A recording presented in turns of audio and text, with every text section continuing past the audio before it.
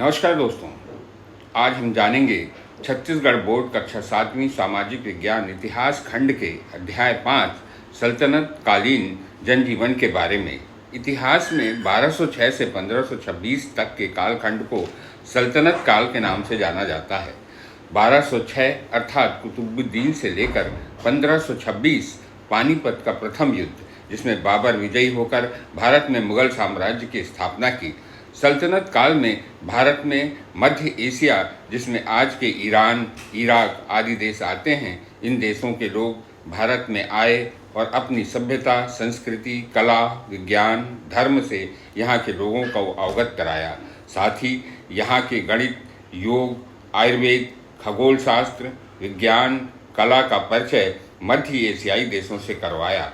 भारत को छोटे छोटे राज्य अब बड़ी सल्तनत बन गए एवं राजा जमींदार बन गए। सुल्तान द्वारा लगान नगद देने के लिए किसानों पर दबाव बनाए जाने से लगान, जिससे किसान अपना अनाज बेचने शहर आने लगे, इससे शहरों में व्यापार का विकास हुआ। मध्य एशिया के कारीगरों ने भवन निर्माण कला में गुंबद एवं मीनारों का उपयोग प्रारंभ किया। सिले हुए वस्त्रों, खान पान में हलवा, समोसा का प्रयोग बढ़ गया।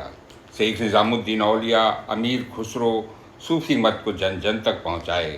कबीर, नानक जैसे संतों ने जात पात, ऊंच नीच का विरोध कर धार्मिक आडंबर एवं पाखंड को समाप्त कर सर्वधर्म समभाव एवं सामाजिक सद्भाव की भावना को स्थापित करने का प्रयास किया।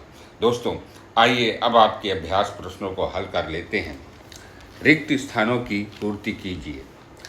पहला, सल्तनत काल में लोगों का मुख्य व्यवसाय खालिस्तान था। इसका उत्तर है खेती। दूसरा, अमीर खुसरो खालिस्तान के शिष्य थे। इसका उत्तर है शेख निजामुद्दीन औलिया। तीसरा, खालिस्तान अपने आप को तोताए हिंद कहते थे।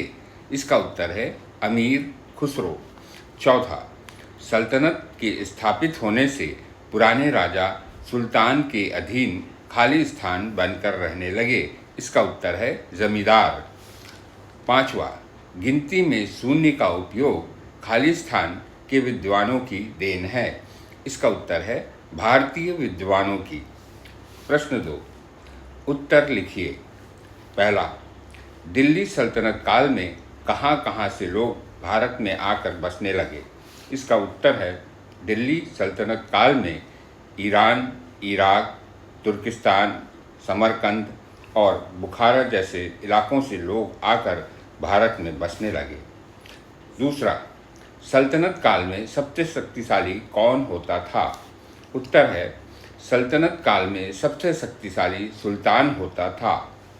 तीसरा, सल्तनत कालीन किन्हीं 2 संतों के नाम लिखिए। उत्तर, सल्तनत कालीन संतों में संत कबीर और नानक का नाम महत्वपूर्ण है।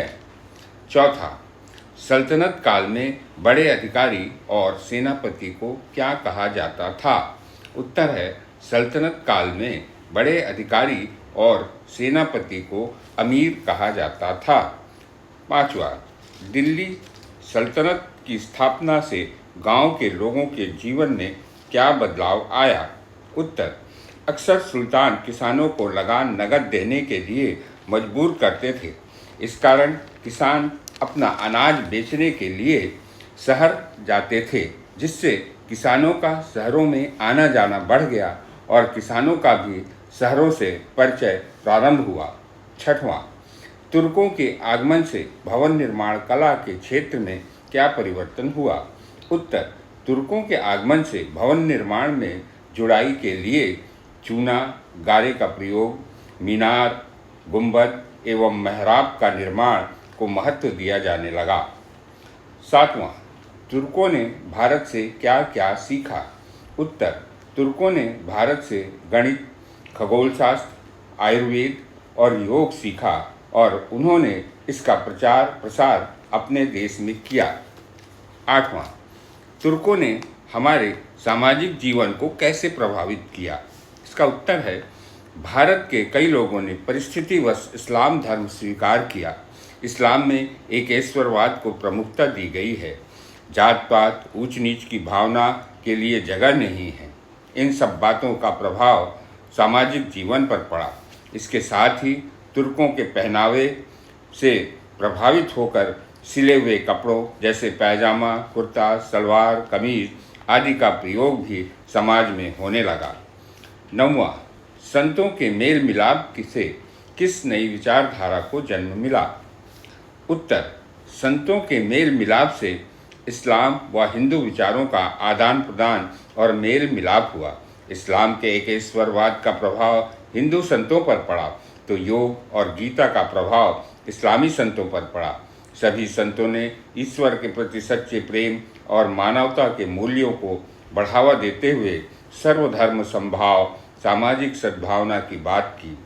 योग्यता विस्तार। बच्चों, योग्यता विस्तार के प्रश्न को आप स्वयं हल करने का प्रयास किया करिए, जिससे कि आपके मानसिक स्तर में वृद्धि हो सके। आशा करता हूँ कि वीडियो आपको अच्छा लगा होगा। यदि वीडियो आपको अच्छा लगा तो लाइक अवश्य करिएगा और साथ ही साथ शेयर करना मत भूलिएगा। धन्यवाद।